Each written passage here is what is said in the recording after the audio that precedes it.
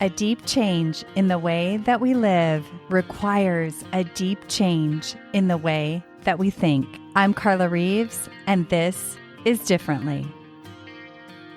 Hey everyone, I have a special guest, a special friend, kind of a reconnection for us too, here on the show today. And we're going to talk about marriage, which I am so passionate about. And I was just telling Lisa, I don't talk about that enough on the podcast. And so I am so excited to have Lisa Kneller here with me today. Welcome, Lisa. Thank you, Carla. I'm so happy to be here. I'm so happy that you're here and that we're reconnecting too. We were just talking that we met before 2019, right? Yeah, probably a few years before that. Yeah. Yeah. So we met through a mutual friend, and then we did do a little bit of coaching work together when you were starting your coaching business. That's right. And then now you have really chosen a focus for your work. And I'd love for you to just tell us a little bit about you and the season of life you're in and what you're doing today. Yeah. Well, the season of life I'm in is what some people would have called the golden years. Years ago, I now feel like it's midlife, but it's not. It's like I'm a little past that. I have been married 40 years. And literally this year, we're celebrating in July our 40th wedding anniversary. So that's been fun. And let me just say it hasn't been perfect. And we had a fight at Christmas time, and two Christmases before that we had a fight. So it's like it's a roller coaster ride all the way through. And I about a little over a year ago, I chose to sort of focus on marriage and relationships because that is such a passion of mine. So I started coaching in 2020 after years of teaching yoga and years of personal development. And then I took a academic program at the master's level that was all about life coaching. I was doing just the general coaching kind of thing, like a lot of coaches do. They're like, oh, I can help everyone. And then at some point I realized, no, I need to utilize what I'm passionate about and what I'm sort of gifted at, and that is relationships. Mm. And so that happened, like I said, a little over a year ago. And, I'm just really trying to help people and educate them and get the word out. And there's a whole bunch of us, right? There's a lot of us helpers out there, and there are a lot of experts out there, internationally renowned psychotherapists and people like that. And you wonder, do we need another relationship helper? And my answer to that is yes, we do, because not all of those people are accessible. So the more of us out there that are helping other people in this area, or even in just general coaching, the better. So it's good for our mental health, right? Well, I love that. And it's so inspiring to one know that you've been married for that long. Like that is in and of itself, I feel like says so much.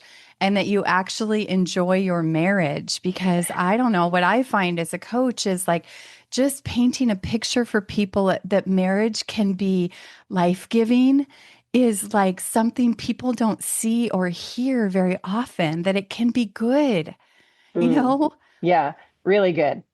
Yeah. Yeah, really good. And so I'm curious for you because I've had a journey there too. What was what was the fairy tale for you and what's the real marriage look like that is life-giving? Because I think we come into marriage like with the idea of a sort of the fairy tale, or at least I did. And I kind of had to like that kind of crashed and burned, and then something else got rebuilt, I think, in place of that. Was your journey similar, or what did that look like for you? Yeah, it did not look like a fairy tale for me for a couple of reasons. Number one, there was already a lot of divorce in my family. So while I haven't gone through it myself, I've been adjacent to it. My mother was married twice. My brothers, well, all of my siblings have been divorced and remarried. One four times, one three times, one two times, and one married the same person twice. My grandparents, so there's been a lot of that in my Mm. family. And I was a risk, honestly, when my husband married me. But Um, we also dated 8 years. So we knew each other really well. We were older. We had a little bit of education, and those kinds of things statistically help couples who get married.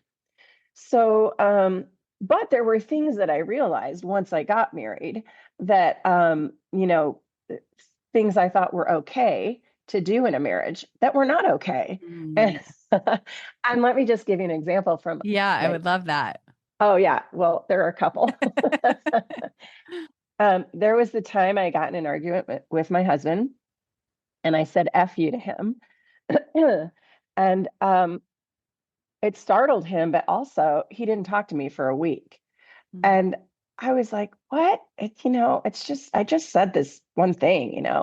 So when we finally sat down to talk about it, he was just like, you know what? That's not something people say to each other when they love each other and when they're married. And that's just not okay. And so I was like, oh, okay, I get that. Right. And so I didn't say it to him again until 2 years ago Mm. when I got really angry and justifiably so. I was mad about something and I blew up. And, eventually we got over that and I apologized for saying it. But I also reminded him that I felt really justified, but that it wasn't me. It's not who I am. And I don't like being pushed to the point of being not who I am. So, um, and another thing, like for example, I would slam cabinets when I got mad. Well, that's something my mother modeled for me. And so I thought, well, that was okay. And maybe that did something, but it did nothing. So things like that I had to, like you say, unlearn. Like, what did I have to unlearn about marriage? Well, you don't get to say those things if you want a happy marriage. Mm. And you need to figure out your emotional reactivity. Mm. So So true. Well, and I think you also speak to like things that may seem little, sometimes though the little things are the big things, or those little things over time are what chip away at a marriage. And what I find a lot of times is people have chipped away so much that and I was married and divorced before I met my husband now. And those little things chip away and chip away and chip away. And then you're like, oh, I've fallen out of love. But actually, you've just chipped away so much you can't see anymore. And I sure. think that those little things and restoring integrity around those are so important that you speak of. What do you feel like in your work with people that like come up as like the greatest challenges in marriage or Well, that show up again and again? there's two things that come to mind. The first is that usually we bring in some kind of baggage or trauma, and people have either big trauma or little trauma. And I'm just going to define trauma as any event or anything that happens that you are not resourced to handle. And so there's a wide range of that, and we bring that into our relationships. That forms our what we call adaptive person, or what Terry Real, who's a psychotherapist, calls the adaptive child. So we tend to react as if we are a child when we're in fact an adult, but we're reacting based on feelings that we've had from past trauma, right? So that's one thing. And then like you were talking about chipping away at the marriage and or the relationship, and that can be just habitual stuff like neglect or not putting any thought into how you speak to your spouse or just getting away with stuff. And we do get away with stuff. There are very passive relationships that allow us to be a continual nagger or a continual complainer or someone who swears and gets away with it. So there's those two things. And the second thing really is part of not understanding relational skills. And I really feel like people need to address their trauma before they can address their relational skills, before they can really start to build those. Does that make sense? It does. It does. And I think we maybe we come into marriage thinking that um that person is sort of going to make all that better.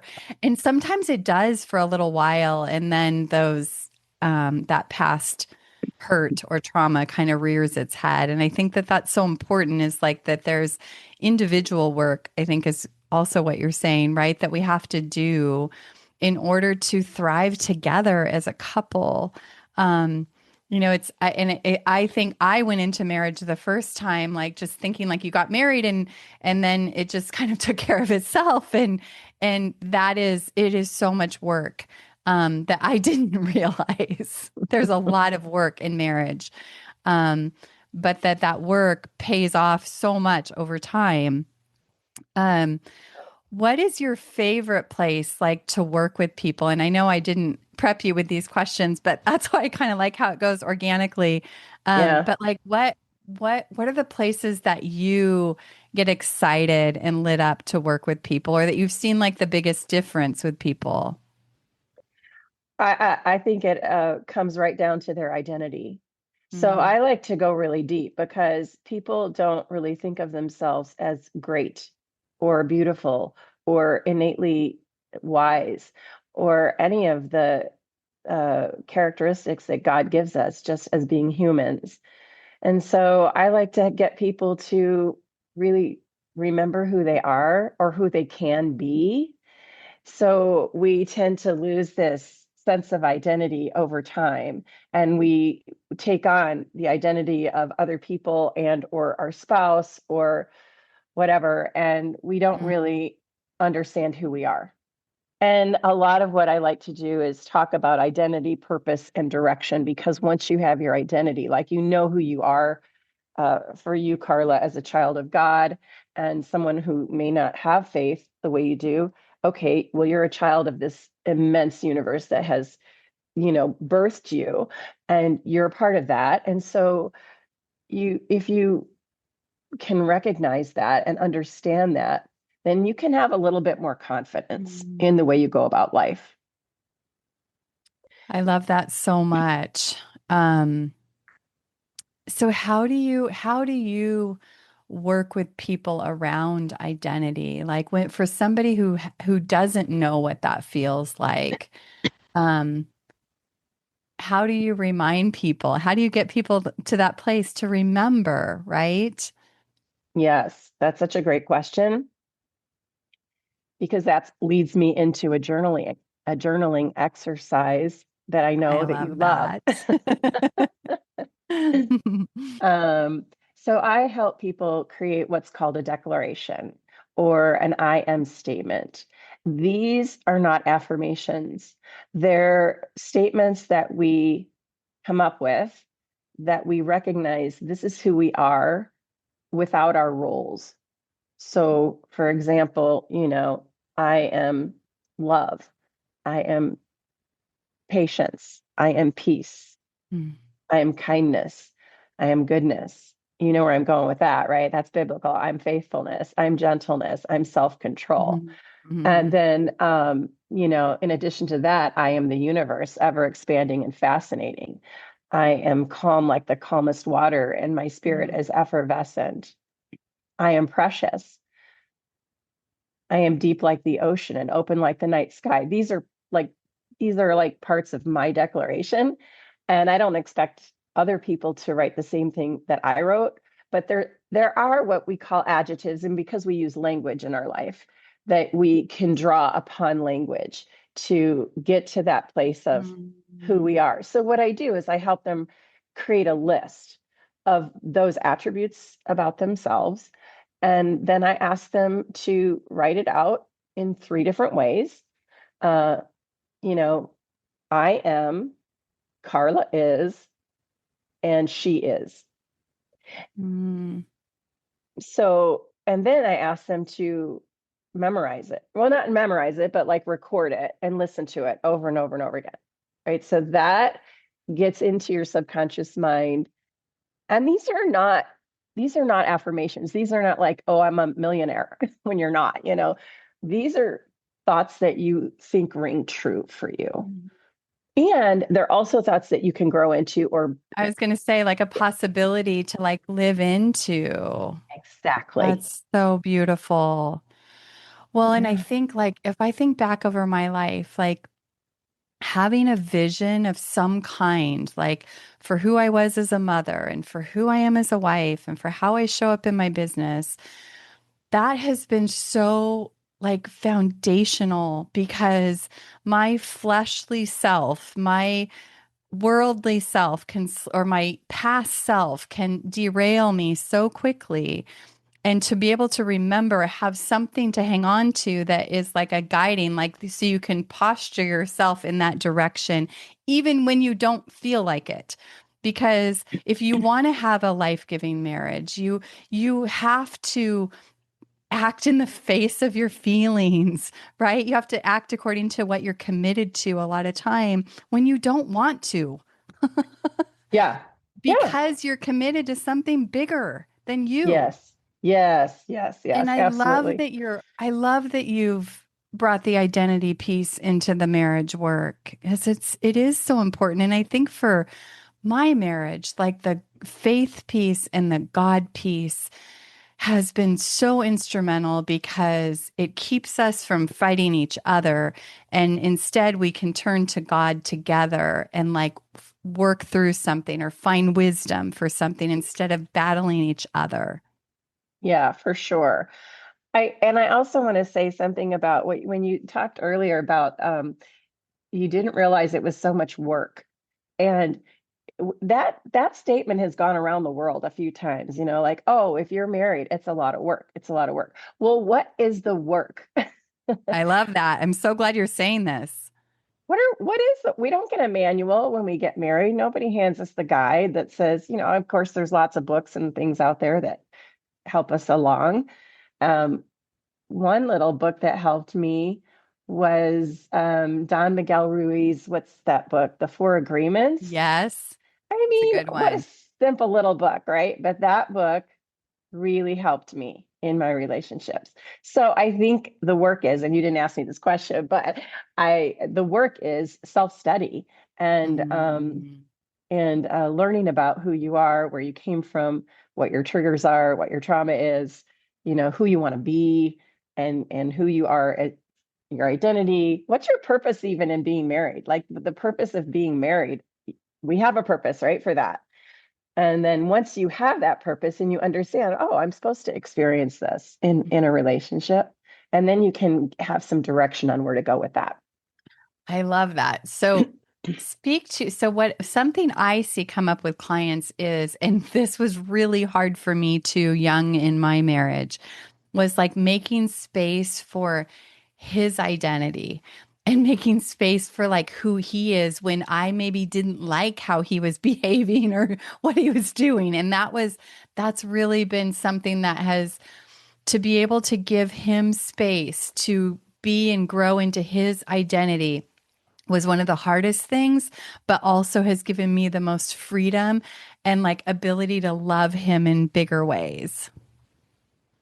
Um, what you're talking about is thought work about your husband, Mm, about your spouse. Like you're giving him space, but also you're thinking, um, you're not thinking the negative things about him. You're thinking about the reality of him, mm, right? And this leads me to the second part of that I am declaration, which is to have a marriage document or a mm. marriage declaration. And do you mind if I share a little bit of mine with Oh you? my gosh, I would love that. Because this is part of I your think it journaling helps people to grab a hold of like, what is that? And what would that look like? And what does that mean? for sure. Um, First of all, just about my husband's identity, I will say that he's always loved himself. And I've always felt that he's just always had a solid sense of himself. And that's comforting for me So because grounding. it's like when you have an animal, the animal wants to know you're the boss, wants to know you're the loving caretaker, right? Um, you got to be confident in that. And so I am confident in my husband. So I decided to create this document, and I'm just going to read a few of the statements I have because I'm not going to read all of them. But I start with I am love. I lead with love. I am loving to my beloved. My Mm. heart expands when my lover is nearby. He still lights me up after decades of togetherness. My husband is my friend and protector. He always has my back. I am joyful and fun with my husband. He is fun and funny. He makes me laugh often. My husband deserves to be respected, loved, admired, and adored. We are gentle in language and deed. We use our heads and hearts when expressing ourselves. My husband is committed to me, our relationship, and our marriage. He does things to surprise and delight me. I do the same for him. My husband is my soulmate. We were meant to be together. So Mm. that's a part of what I wrote. And I have to tell you, I shared it with him. Wow. Oh my gosh. Oh, that is so beautiful. He came in and I just sent it to him via email. I'm like, hey, I wrote this, about our marriage. And he came in and just gave me a big hug and a kiss and said, thank you.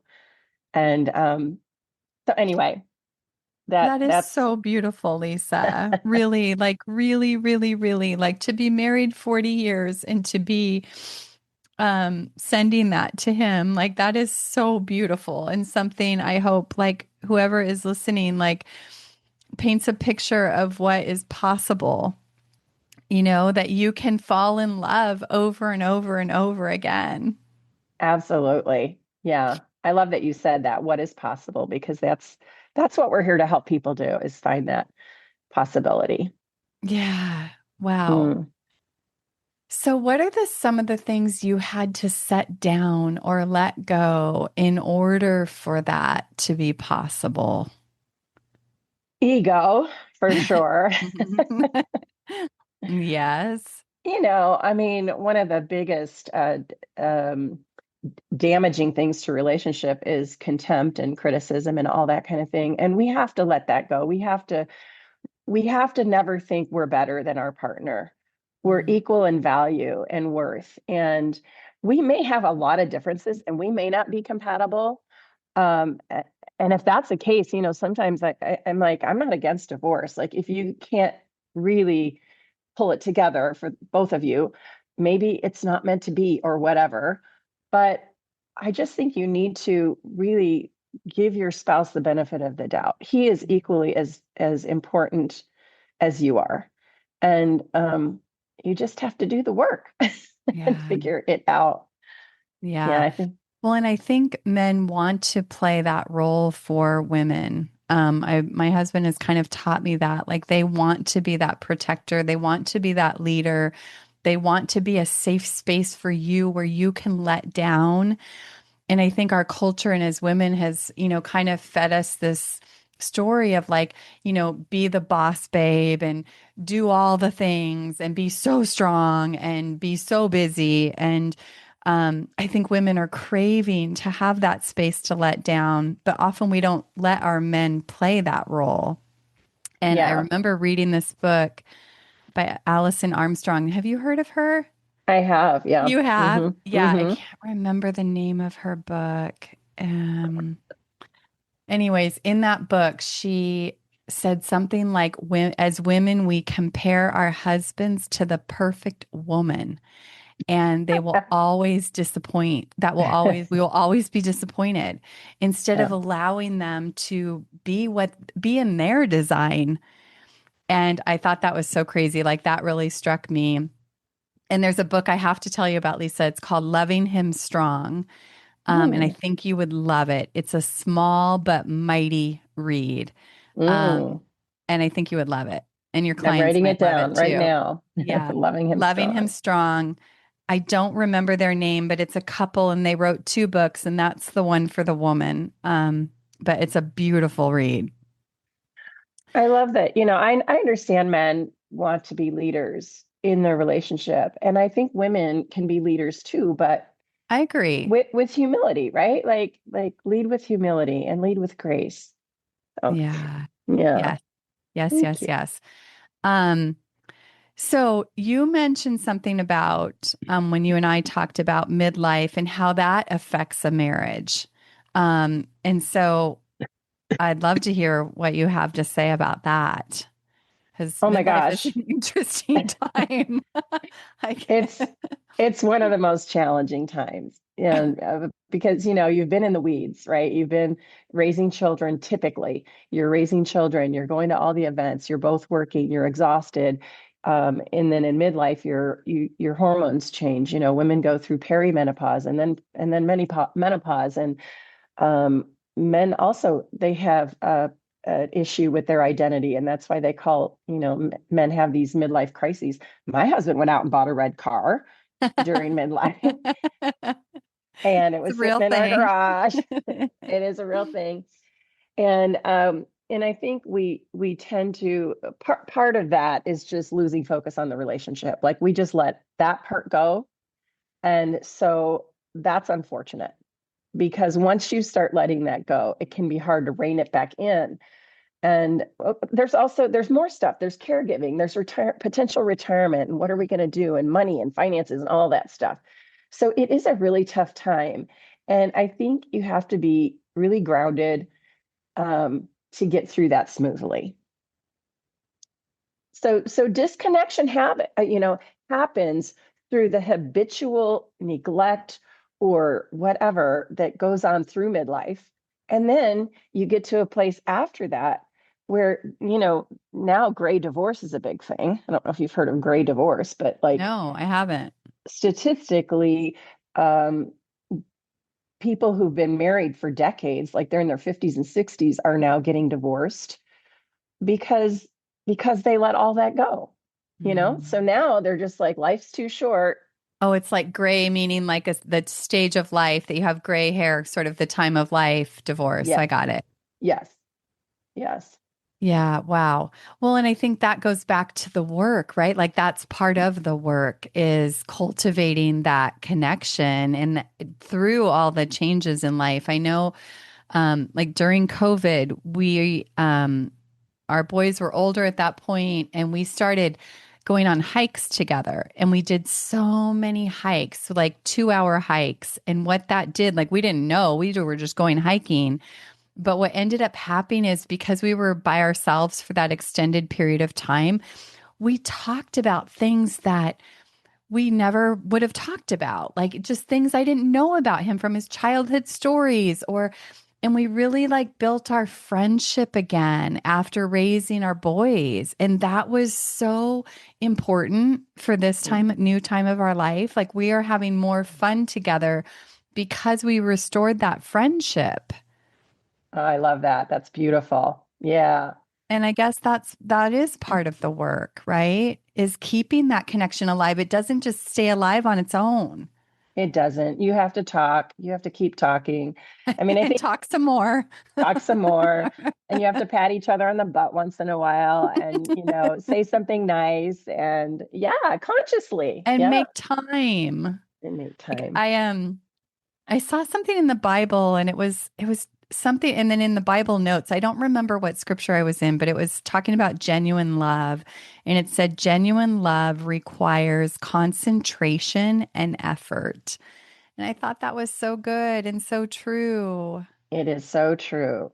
And I have defined love with so many other adjectives, because we think of love as just this feeling, but it's so much more. It's Mhm. leadership, it's protection, Mhm. um, it's kindness. There's so many things love is. And it's good to ask ourselves, are we being that? Are we being that? I loved your questions around that. Like even just the peace, love, a lot of times I'll just ask myself, like, what would love do? Or what would confidence do? Or what would peace do? And Mhm. that often gives me something brand new, you know? Mm, yes. Ah, so good. Um, well, I would love you've written a book. So tell us about your book. Oh, okay. So the book is called The Inner Work of Love: 10 Understandings for Lasting Relationships. And what Mm, it is it's just a broad look at some of the things that you want to consider about relationships. And so it's not super detailed. It's short and sweet, and I've gotten a lot of positive feedback from it. So I think it can be helpful And I love that. So those were like 10 understandings that like you kind of reflected on in your own marriage that made an impact. Is that right? Yes. Yes. I'm putting you on the spot because I didn't prepare you for this, but could you read us something like one of them or share one of them? Would that be Well, easy? sure. I mean, I'll just go to chapter 2, um, and just read a paragraph that or two. So every relationship begins in the mind. Thoughts Wow. about yourself, your partner, your worth, and what's possible in love are the seeds of your relational reality. If your thoughts are rooted in fear, scarcity, or unworthiness, they will shape how you show up. If your thoughts are grounded in love, curiosity, and openness, your relationships will reflect that. Mm, Thoughts lead to feelings, feelings drive behavior, behavior creates patterns, and those patterns become the habits that define our relationships. This is why doing the inner work of examining our thoughts and beliefs is so powerful. It's not about controlling every thought, it's about noticing them and choosing which ones we want to give power and attention to. that's so beautiful. Mhm. I love that. I was just on a call this morning with a client and we were talking about her marriage and she was saying, but how, if it's a thought that like how do I know if that thought I need to give it attention, even if it's like a negative one? Like she didn't want to just shut the door on it. And I was saying to her, like, the way that I see it is kind of like your thoughts are like clouds in the sky. Like, we don't have to necessarily block them out, but God has given us agency and free will and choice over which ones we allow to lead. And what you're saying is like, that is so important for marriage. Like, what thoughts are leading the way you show up in your marriage? Like, just that question alone is so powerful. Yeah, I think thought work is really the key to a successful marriage because let's just say your husband walks out the door, doesn't say goodbye to you before he goes off to work, and it could be a million different reasons why, right? And then we make the assumptions, we have all the thoughts, and we're just like, oh, I'm sure he's mad at me or he's being a jerk or whatever. So we do need to take every thought, not every thought, but most thoughts to inquiry and just say, is that true? What can I Yeah. absolutely believe it's true? And that's Byron Katie's work. Um, but yeah, you're on point, Carla. That makes so much sense. It makes so much sense. And we can spin out so quickly or even ask, like, hey, you left quickly. Like, is everything okay? Like, Yeah, often that'll just clear it up so quickly. for sure. I mean, sometimes my husband can just give a certain look or move a certain way, and I might be spinning in my thoughts. We've gotten to where it's like, wait a minute, that just happened, and you said this or you did this, and I'm feeling this. Is that what you intended? And 90% of the time, it's so far off. I love that. That's getting clarity. That's just getting clarity. And I feel it too. Even after 40 years, I'll see a look on my husband's face and I'll be like, oh no. Exactly. Yeah. Yes. You can Yeah. have like a physical response in your body. Yeah. It's so powerful. Yeah. Okay, so let's talk a little bit about intimacy. So, because I think that's such a huge piece. I mean, I've seen it watching in my first marriage and watching clients and friends over the years. Like, that is one of the places that just can start to get farther and farther apart to the point where people are married and sleeping in different rooms? Right. Yeah. So I'd Yeah. love to hear your thoughts about that. I don't know if you're talking about intimacy in terms of just being close or intimacy in terms of sexuality. And there's a lot of Maybe reasons why. both. Yeah. Well, there are reasons why people drift apart in that area. Sometimes in midlife in particular, women put on weight and they're self-conscious and they don't feel comfortable in the bedroom. So true. Sometimes they're going through illnesses, and they're in and out of surgery, and that has an effect on intimacy. And I would say probably more often than not, it's just neglect and it's just Mm, a way of thinking and what is it that you want in that area of your life.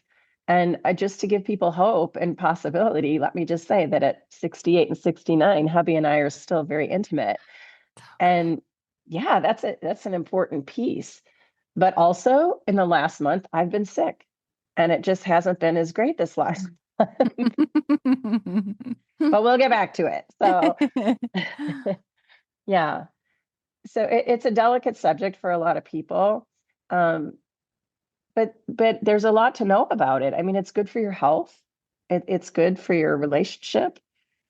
Yeah, Well, I think that's one of the things that I had to get over. And I think for a lot of women, it's like, oh, well, it's for them. It's for the man. Like he wants it more than I do. Or, it's really benefits him. And I had to really challenge that thought for myself hmm and really learn that it is for me too.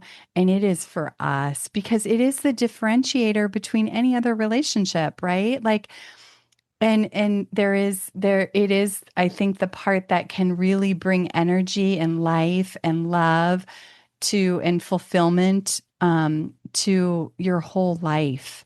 Um and it doesn't necessarily have to look like sex. It can just be holding each other, holding hands, or looking in each other's eyes. But like getting back to some of those things you did when you first met, right? That were so easy to do. You know, yeah, sometimes it gets hard to do. And I guess that's when you have to kind of look at what got in the way and it's now made it hard to do. Like those are the things you got to go pull out and look at and, pull apart, I guess. yeah, yeah. Yeah, I think that's why it's important to stay connected physically, like keep touching, keep hugging, keep doing the things that feel good. Oftentimes, those things lead to greater intimacy and more and better sex. And That's educate so yourself too. beautiful. I think we need to educate ourselves on sex, just like we educate ourselves on our psyches and our relationships. So true. A funny Yeah. story is coming to mind, but my parents, like, my mom would make pot roast, and that was like their day to be intimate. She had told us that later on in life when we were older. And so my sister and I like still laugh about pot roast because if I called her one day and she's making a pot roast, she wouldn't even have to say anything. I just knew that was their special day. But how cool. Like we have to Yeah. create rituals and things that to cultivate that part of our life. Yeah. I had a friend tell me that her husband, when he wanted sex, he would light a candle. I'm like, oh, wow. That could be dangerous lighting, because it's like anytime you light a candle, Right. but It's like, uh-oh. but it's true. Like a simple thing can sort of change the mood. Yeah. Um, what else, Lisa? What haven't we touched on that you get excited to talk about? Well, I don't know if you're going to ask me this question or not, um, but you were going to. I'm going to ask you the very last question, the differently Okay. question. But is there anything else that we didn't touch on that you were excited to talk about? Well, I think one of the things you had brought up to me was that we don't need a perfect partner, or I didn't. I Mm, have maybe said that in the past. I'm not even sure if I remember saying that, but it's true. None of us is perfect. Your partner doesn't have to be perfect. But here's the thing, you do need to have a receptive partner. You have to mm, have someone who's at least open to listening to ideas and even to your transformation. So I always think that a successful relationship, you share values, you have chemistry, and you have some intellectual connection with, and you also have a willingness to let you sharpen the saw or be sharpened. Both sides have to be willing to adjust a little bit. Um, and that's for your own personal growth and development, really. Like you mm, grow through the partnership. But yeah, mm. if you have a partner that's really, really unwilling, not even go to therapy when things are really bad or to get coaching, that's not a good sign, but don't give up. Just keep trying until you exhaust all your possibilities.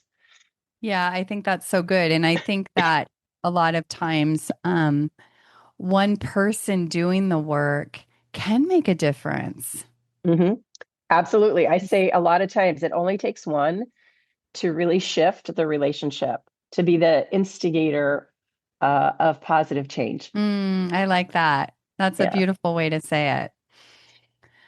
Okay, Yeah. Great. so I think that I love this conversation, Lisa. I think there is just one more question, and that would be, what does differently mean to you, Lisa? Well, I'm going to go to something Terry Real. I mentioned him earlier. He's an internationally renowned psychotherapist, and he loves coaches too. He thinks coaches should be out there helping people as well as therapists. Mm-hmm. But he wrote a book called Us. Mm-hmm. Let me see if I have the exact title. Us. It's called Us, Getting Past You and Me to Build a Loving Relationship. And the reason he wrote it Wow. is, yeah, the reason he wrote it is because um, he sees culturally in our society that we've become an individualistic society. Like Mm. everything's about you and me and him. It's like we're not a team. And Terry points out that if you work together consciously as a we, as an us, as a team, that's different. That's Mm. different than what is happening societally.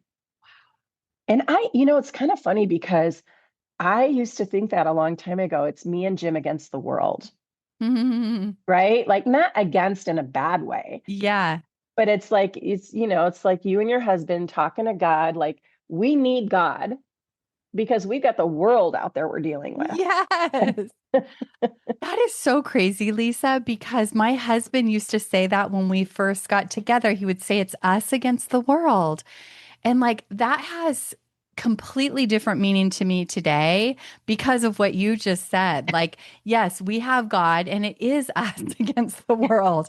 And we do want the same things. Sometimes it Yeah. doesn't feel like that, but if we can remember that, that is so Yes. helpful. That is so Yes. beautiful.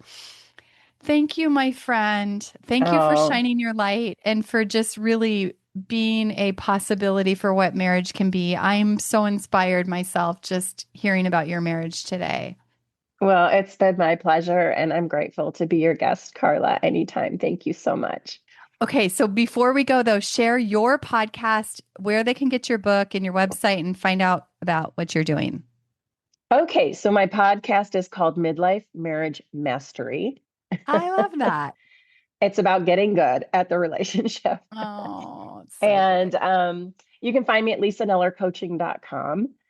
And what was the other thing you asked? Oh, my Your book, The book. Inner Work of Love, 10 Understandings for Lasting Relationships, is available on Amazon through, Kindle or paperback. Okay, Um, amazing. yeah. So thank you, Carla. Okay. So go check out Lisa and all the good things that she is doing. She's a gem. And Lisa, it was so fun to connect with you again. And to everybody, just have a beautiful day and go take something you heard and put it right into practice in your marriage today. Hey, thanks for listening all the way to the end. Before you move on with your day, pause and capture one thought or takeaway that stood out to you. Write it down so it doesn't get lost in the noise. And if you're ready to go deeper, come join me in my free monthly class, Conversation and Guided Writing, to help you see things differently and move forward with clarity. Save your spot, carlareeves.com/free class.